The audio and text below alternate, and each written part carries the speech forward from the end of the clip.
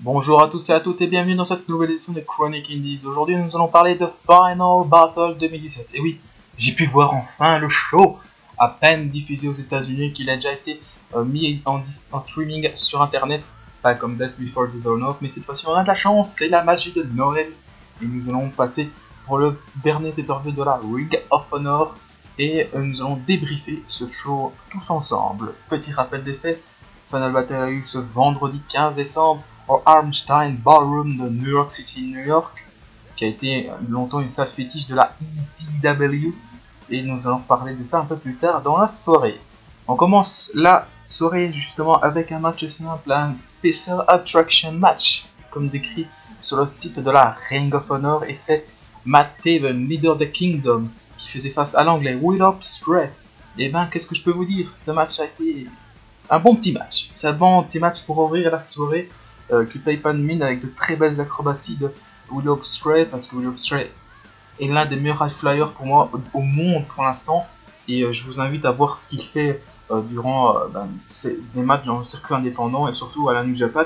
Il sera présent au Wrestle Kingdom pour remporter peut-être pour la deuxième fois de sa carrière le titre de champion junior de la New Japan, actuellement détenu par Marty Scurll. Mais revenons au match de Final Battle face à Matt Taven. Et ben c'est l'américain qui a remporté l'opposition face à l'anglais, et voilà, c'est chouette de voir Matt Taven avoir une telle victoire. Il a été mis en avant, Will Ospreay. C'est un bon petit match pour lancer le show. Les deux hommes ont été mis en avant, les prises étaient bien. Will Ospreay est très impressionnant, Matt Taven a joué son rôle d'huile et a eu l'aide du Kingdom, donc ça a aidé un peu à équilibrer les débats. Will Ospreay était voilà, au-dessus du lot. Matt Taven a été vraiment mis en avant, parce que c'est l'un de ses mots du match, et vraiment très solide comme affrontement pour lancer ce pay-per-view. Vraiment pas grand chose à dire, hein, il paye pas de mine, mais voilà, c'est ce que j'aurais mis en opener, moi pareil, et j'ai mis une note de 7 sur 10 à ce match. Et on enchaîne avec un match tag team qui opposait les War Machine face à The Addiction, Frankie Kazarian et Christopher Daniels, dans un match sans réellement d'enjeu, mais plutôt de fierté entre les deux équipes, l'une de la Ring of Honor, l'autre de la New Japan Pro Wrestling. Et ce sont les pensionnaires de la New Japan Pro Wrestling qui ont remporté ce match, les War Machine, qui ont dominé les débats. C'était un bon petit match par équipe entre les deux équipes, mais vraiment j'aurais attendu mieux des War Machine face à The Addiction. C'est un match classique, des Addiction sont très heal, très voilà, avec des petits coups fourrés, des coups un peu derrière le dos de l'arbitre, mais les War Machine ont montré toute leur puissance et ils m'ont encore une fois de plus impressionné lors de cette soirée de Final Battle. Et on a vu les War Machine impressionnants, mais je trouve qu'ils étaient en dessous de ce que j'ai vu d'habitude. Mais voilà, c'est un bon petit match. Et les Heels ont beaucoup dominé, c'est ce que j'ai remarqué, mais les War Machine, comme je l'ai dit, ont été très impressionnants. Et ça se voit. Le fait que Asman Rowe fasse une rousse, ça me sidère. Ça me sidère, vu le gabarit du personnage. Voilà, je suis ébahi, mais ils se montraient qu'ils ont, malgré leur gabarit, un sacré fort potentiel de high fly, ce qu'on voit un peu plus maintenant dans le circuit et même à la WWE. On voit que les poids lourds peuvent faire des choses extraordinaires avec leur gabarit, mais voilà, c'est un bon petit match. The Addiction, voilà, continue son chemin en perdant cette fois-ci à son War Machine. Voilà, je ne sais pas ce qui va se passer pour les futurs d'Addiction, mais voilà, je leur espère un futur bien plus glorieux, même si ce match ne leur a pas trop affecté, vu que les War Machines sont plus souvent à la New Japan Pro Wrestling qu'à la Ring of Honor, donc on a profité de leur venue pour leur faire un match, et voilà. Et j'ai mis une note de 6,5 sur 10, parce que c'est pas vraiment un grand match par équipe, mais un match par équipe classique, et ce mot classique vous allez l'entendre un peu plus dans la soirée.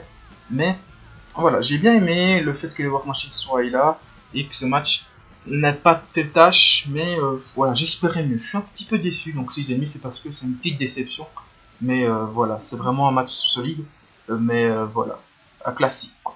Et on enchaîne avec un single match qui opposait Jay Lethal et Marty Scurll avec une victoire du The Franchise, Jay Lethal, qui a remporté ce match face à Marty Scurll. Voilà, sur une Lethal Adjection, donc la prise habituelle de Jay Lethal, qui avait fait apparemment un low blow avec, quand l'arbitre avait le dos tourné, qui reposait le parapluie de Marty Scurll. Qu'est-ce que j'en ai pensé? Bon match simple avec des belles prises. Le mind games de Marty Scurll était bon, mais il n'a pas fonctionné. Voulant faire tenter de pencher du côté obscur Jay Lethal, mais rien de vraiment transcendant. La prise à l'extérieur, ce cutter, ce genre de RKO ou un neckbreaker, je ne sais pas, j'ai pas bien vu s'il l'avait tourné Marty Scurll, mais à l'extérieur, il était très impressionnant. On reste dans un affrontement assez solide et classique dans cette soirée. J'ai trouvé que Jay Lethal aurait pu faire mieux, Marty Scurll aussi. J'ai l'impression qu'on s'est réservé sur ce match et qu'on a laissé plus le psychologique l'emporter sur vraiment l'athlétisme et la technique. Les deux hommes ont sorti leur prise fétiche. Le match devient intéressant quand Jay Lethal a accéléré un peu, parce que j'adore qu'on accélère dans les matchs. Et j'aime bien ce que fait Jay Lethal. J'espère qu'il va aller à la WWE ou à la TNA. Il a déjà été à la TNA, mais à la WWE ce serait bien mieux pour lui. Et à la NXT, il pourrait retrouver un certain Adam Cole. Mais bon, voilà, c'est vraiment dommage. Voilà, on peut pas. J'aurais aimé mieux faire mieux, avoir un meilleur match par équipe que un match aussi c'est un dream match hein, qu'on a quand même à la base entre Jay Lethal et Marty Scurll. Jay Lethal, un régulier de la Ring of Honor, et Marty Scurll qui arrive depuis peu. Voilà, mais je préfère quand même. Voilà, c'est quand même le match le classique comme Matt Taven face à Will Ospreay, mais à part que celui-ci, le match entre Lethal et Scurll a duré un peu plus longtemps, mais il aura la même note, 7 sur 10, mais il n'y a rien vraiment de catastrophique. C'est un bon match par équipe solide. Pour moi, c'est un match digne de Final Battle, d'un match de fin d'année. Souvent, les fédérations de catch en fin d'année, c'est un peu plus sur leur laurier, et là, il n'y a vraiment pas quoi ça là. Et on enchaîne avec un match pour l'équipe par équipe de la Ring of Honor. Les Motor City Machine Guns faisaient face aux Best Friends, Barretta et Chucky T pour les titres, et victoire des champions par tombée. Et qu'est-ce que je peux dire de ce match? Que ce match a été super sympa à regarder, vraiment de très beaux enchaînements dès que ça accélérait. Il y avait une belle chimie entre les deux équipes, les expérimentés Motor City Machine Guns face aux Best Friends. Vraiment une bonne équipe, assez fun à regarder quand ils se font à chaque fois des câlins parce qu'ils sont vraiment potes. Alors ils l'ont fait vraiment à la New Japan et à la Pro Wrestling Area, notamment ils font équipe taper Best Friend, PWG ou New Japan. Mais voilà, ça reste pour moi, pour l'instant, dans cette carte, pour l'instant, le niveau de match qui a augmenté. J'ai bien aimé voir ce match. Il y avait vraiment, quand ça accélère, j'avais l'impression que c'était un peu comme le match qu'il y avait à Death Before Dishonor entre les Young Bucks et les Motor City Machine Guns. Et là, quand je vois ce match, ouais, je trouve que c'est en deçà, mais c'est pas loin. Et moi j'ai mis une note de 7,5 sur 10 parce que le match a été très intéressant. Moi je me suis bien amusé, c'était fun, mais la fin a été un peu bof. Avec une roulade de Chris Sabin sur Barretta. Et je vois pas. Je vois 1, 2, 3. Je vois pas Chuck Taylor casser le tombé. Je me dis, il va faire le tombé. Et puis les Motor City Machine Guns vont faire leur prise de finish. Non, et en fait, il n'y a rien eu de cela. C'est un peu dommage. Je trouve la fin un peu tronquée. Et je sais pas, j'ai l'impression d'avoir. Hop, on m'a coupé la fin. La fin. Il y a eu un truc, je sais pas. Une petite roulade de Chris Sabin et les champions restent champions. Voilà, il n'y a rien de grave, hein, mais c'est un peu cassé le rythme et un peu gâché le match qui était très bon jusque-là. Ça avait pas eu cette fin, j'aurais peut-être mis 8. Mais voilà, la fin, non, j'ai mis 7,5. C'est rien, mais on va se contenter. Cela, 7,5, c'est pour un match comme ça. Moi, je suis très content. Les matchs Paris, cette année-ci, que ce soit à WWE ou à la Ring of Honor, ou dans le circuit indépendant, pardon, il n'y a vraiment rien à dire. C'est vraiment des super matchs qu'on a eu. Comme le match qui va suivre avec le match qui oppose le champion de la Ring of Honor TV, Kenny King, face à Shane Taylor, face à Silas Young, face à Punishment Martinez dans un 4-corner match pour les titres TV, pardon. C'est un match à élimination. Qu'est-ce que j'en ai pensé de ce match? Vraiment bon petit match à 4, classique. Les éliminations se Shane Taylor par Punishment Martinez, Silas Young sur Kenny King et Silas Young sur Punishment Martinez. Voilà, pour dire que Silas Young est notre nouveau champion titre. Revenons au match. Sincèrement, voilà, je suis content d'avoir un match comme ça à la Ring of Honor.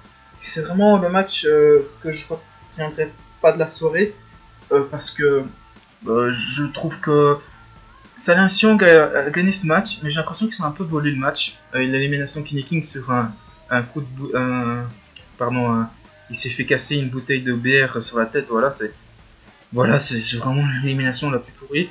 Et faire perdre Punishment Martinez, voilà. Punishment Martinez, champion TV, ça m'aurait pas dérangé. Mais Silas Young dessus, parce qu'il a remporté sa rivalité face à Jay Lethal, donc c'est un peu logique que Silas Young soit champion de la TV de la Ring of Honor. Mais je trouve que ce match, voilà, il est classique et aussi pour un Fatal 4-Way, je trouve que c'était pas assez dynamique, même si il y a eu un travail de sap entre Silas Young et Kenny King sur Punishment Martinez. Et finalement, Silas Young s'est retourné contre Kenny King. Donc, il n'y a pas vraiment de problème. Je vais dire que c'était un match classique. Mais avec les talents sur le ring, je suis un peu plus exigeant. Et c'est dommage qu'on ait un match comme ça qui avait tant de promesses. Et malheureusement, assez timide comme match. Et voilà. Mais c'est l'un des moins bons matchs de la soirée. Je lui ai mis une note de 6 sur 10. Parce que je suis peut-être pas rentré dedans et que le match m'a pas vraiment parlé. Et voilà, c'est dommage. Mais voilà, j'ai mis une note de 6 sur 10, il n'y a vraiment pas de problème. Hein. Le match a été correct et regardable. C'est un match de titre intermédiaire, hein, mais j'aurais espéré mieux pour les futurs shows, dont Anniversary qui sera en janvier. Voilà, pour mon avis sur ce match. On enchaîne avec un match par équipe, mais pas n'importe lequel, qui a une valeur symbolique. C'était un match entre Tommy Dreamer et Bully Ray face aux Briscoes dans un New York Street Fight match remporté par les Briscoes. Et j'ai trouvé ce match cool, chouette et assez hardcore. Enfin, un vrai Street Fight match entre deux grands ECW Originals, que sont Tommy Dreamer et Bully Ray face à The Briscoes qui sont habitués à ce genre de stipulation. J'aurais aimé que Tommy Dreamer remporte ce match et Tommy Dreamer et Bully Ray pour la fin de Bully Ray à la Ring of Honor. Mais voilà, le match assez hardcore en rendant hommage un peu à la carrière de Bully Ray, notamment à la ECW. J'ai trouvé que j'ai passé vraiment un bon moment. Je vais être pas assez objectif dans ce match parce que voilà, les deux hommes ont montré que les 4 hommes pardon.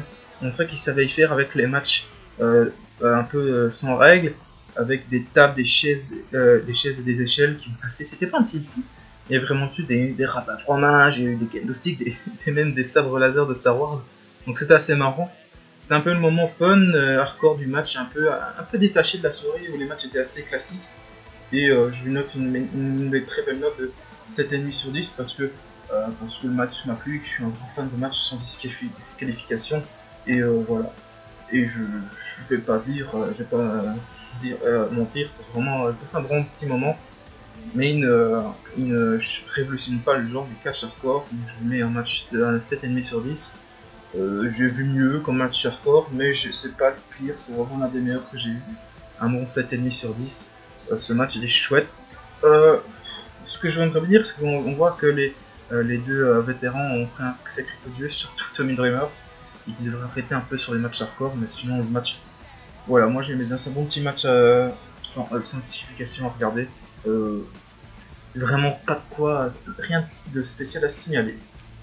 Et on enchaîne avec l'avant-dernier match de la soirée, qui est un match pour les 6-Man Tag Team Championship, qui opposait les Young Bucks et Adam Page face à Titan Dragon Lee et Flip Gordon qui essaye de conquérir les ceintures des Bullet Club.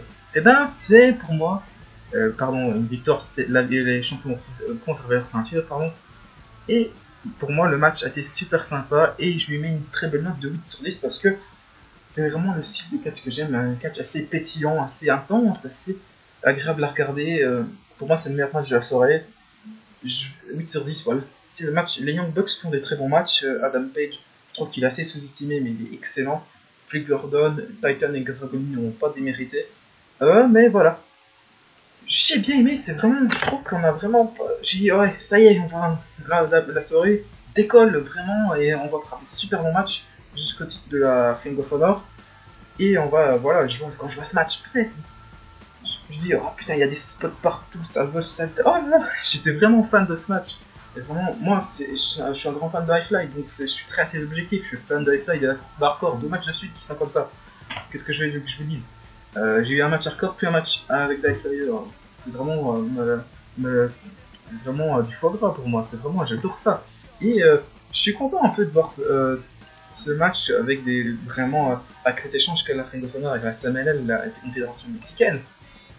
Et voilà, ils n'ont pas démérité. Flip Gordon est un talent à suivre, les gars, parce que c'est peut-être un futur match face à Julio Express, s'il vous plaît, faites-le, que ce soit dans n'importe quelle fédération indépendante, bien sûr.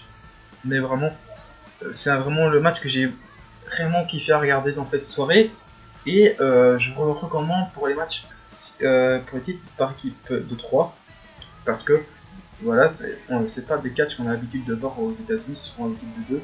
Là, c'est une tradition plus mexicaine, les Mexicains ont des championnats trios qui sont plus réputés là-bas. Et là, la Ring of Honor honore un peu cette tradition mexicaine. Et moi, j'ai très bien aimé ce match dans la plus pure tradition du Highfly. Vraiment 2 bonnes équipes.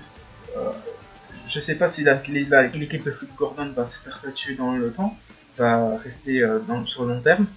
Mais voilà, moi je suis content de voir ça.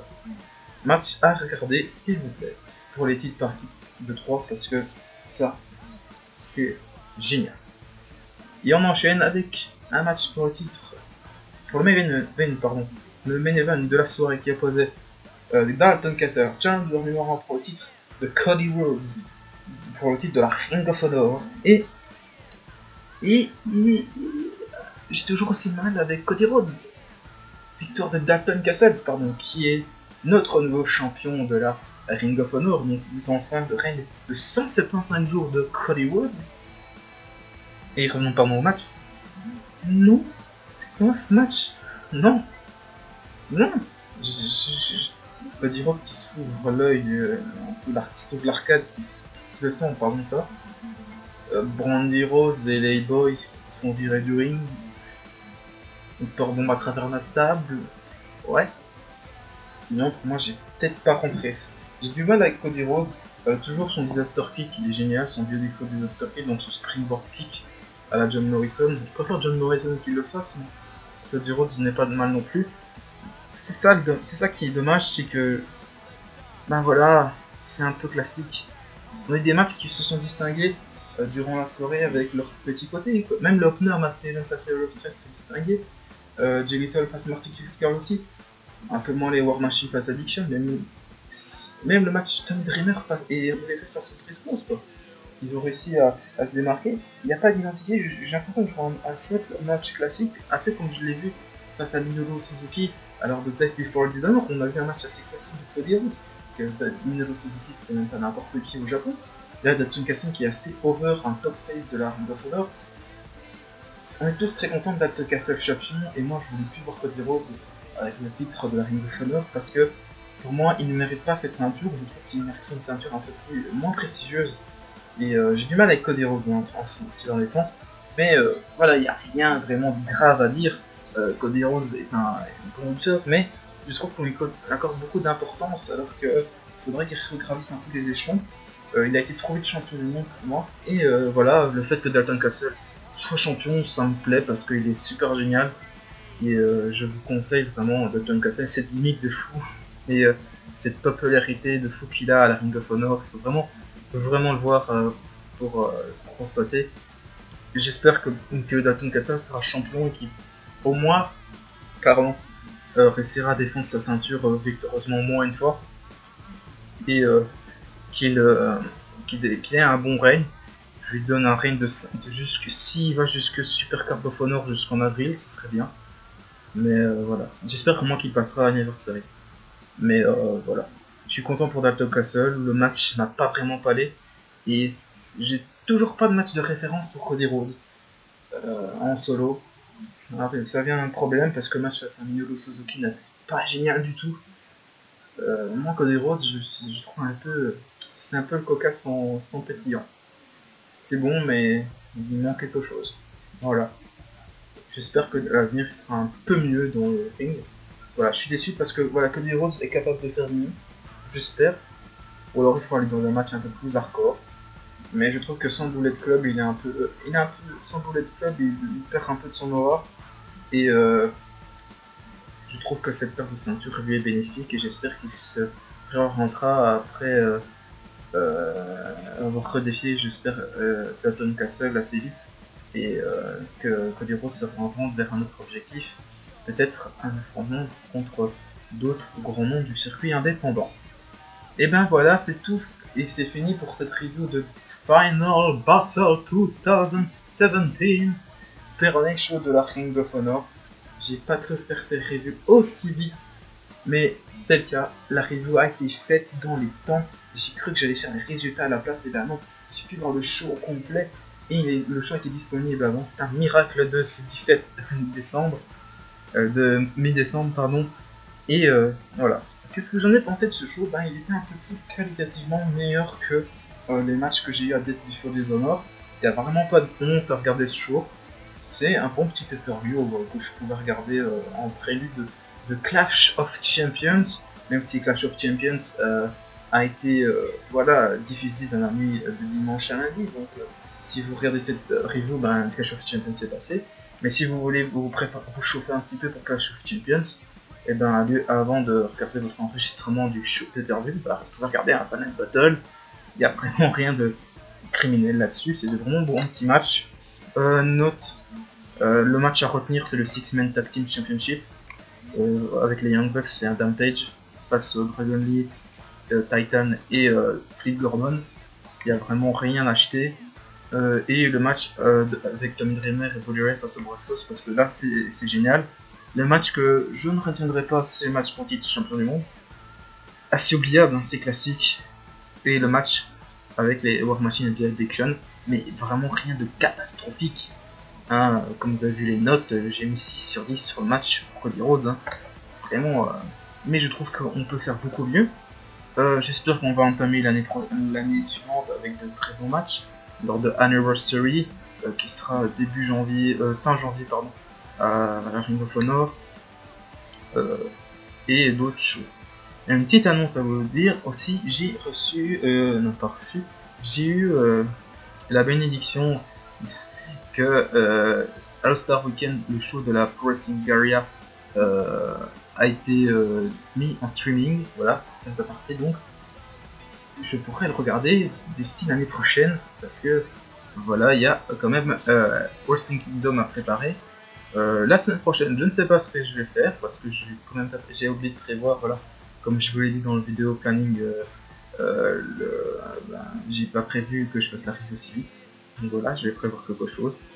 Peut-être un show mineur, peut-être une review d'un show mineur où je parlais d'une fédération. Mais pour l'instant, je suis pas chaud pour une fédération, mais je suis chaud pour regarder un show d'une autre fédération. Et voilà. Et voilà. Pour l'instant, All Star Weekend devrait venir est disponible en streaming si vous voulez le voir. Moi, je l'ai déjà sur mon PC, donc j'ai pu le regarder.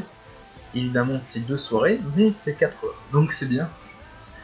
Ça va aller plus vite que Battle of Los Angeles, mais c'est quand même 2 soirées et c'est quand même assez long à débriefer. Mais on va bien s'amuser d'ici là. Et voilà, bonne journée et vive le catch.